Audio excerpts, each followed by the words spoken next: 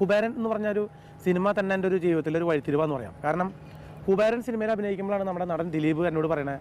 അന്നാണ് എനിക്ക് ജെമിനി പടത്തിലേക്ക് ഒരു ചാൻസ് വന്നിരിക്കുക.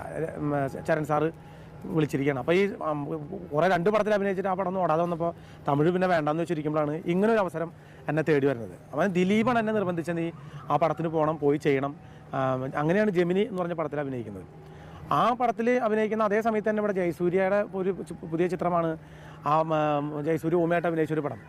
ആ പടത്തിൽ ജയസൂര്യ കാവ്യമാധവനൊക്കെ അതിൽ അഭിനയിക്കാൻ വിനയൻ സാറിനെ വിളിച്ചിട്ടുണ്ടായിരുന്നു. പക്ഷേ ഞാൻ ചെല്ലാന്ന് വാക്കും കൊടുത്തു, ഡേറ്റൊക്കെ പറഞ്ഞു. കുറേ കഴിഞ്ഞപ്പോൾ പെട്ടെന്ന് ജയസൂര്യയുടെ കാല് ഒരു ഫൈറ്റ് രംഗത്ത് ഓടന രംഗത്ത് കാലൊടിഞ്ഞു. അപ്പോൾ വിനയൻ സാറിനെ വിളിച്ച് പറഞ്ഞു, മണി അപ്പോൾ നമ്മൾ ആ പറഞ്ഞ മാതിരി ഡേറ്റ് കുറച്ച് മാറൂടാ, ജയൻ്റെ കാല് ഒടിഞ്ഞിരിക്കുകയാണ്, അതുകൊണ്ട് നീ വേറെ പടം ഏതാണെന്ന് വെച്ചാൽ ബുക്ക് എടുത്തോളാൻ പറഞ്ഞു. അങ്ങനെ സലീംകുമാർ ചെയ്യേണ്ട വേഷമായിരുന്നു കുബേരനിൽ ഞാൻ ചെയ്യുന്നത്, സുന്ദരൻ സാറിൻ്റെ പടത്തിൽ. അങ്ങനെ ഞാൻ ഈ പടത്തിൽ പോയി ജോയിൻ ചെയ്ത് 2 ദിവസം കഴിഞ്ഞപ്പോൾ ജയസൂര്യക്ക് ആദ്യമായിട്ട് കിട്ടിയിരിക്കുന്ന ഒരു പടമാണ്. അവനത് മിസ്സാക്കിയില്ല. ജയസൂര്യയുടെ കാല് ശരിയാവാണ്ട് തന്നെ വിനയ സാറിനോട്, സാർ എൻ്റെ കാലൊക്കെ ശരിയായി, നമുക്ക് ഷൂട്ടിംഗ് വേണം തുടങ്ങാമെന്ന് പറഞ്ഞു.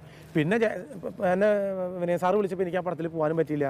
അത് പിന്നെ അങ്ങനെ ഒരു പ്രശ്നമായി മാറി. പക്ഷേ ആ പ്രശ്നം നേരെ എന്ത് ചെയ്തു, ഈ ജെമിനി എന്ന് പറഞ്ഞ പടത്തിലേക്കുള്ളൊരു വഴിതിരിവായി എന്നുള്ളതാണ്. അങ്ങനെ ദിലീപിൻ്റെ വാക്ക് കേട്ടിട്ടാണ് ജെമിനിയിൽ നമ്മൾ കരാറ് വയ്ക്കുന്നതും അഭിനയിക്കുന്നതും.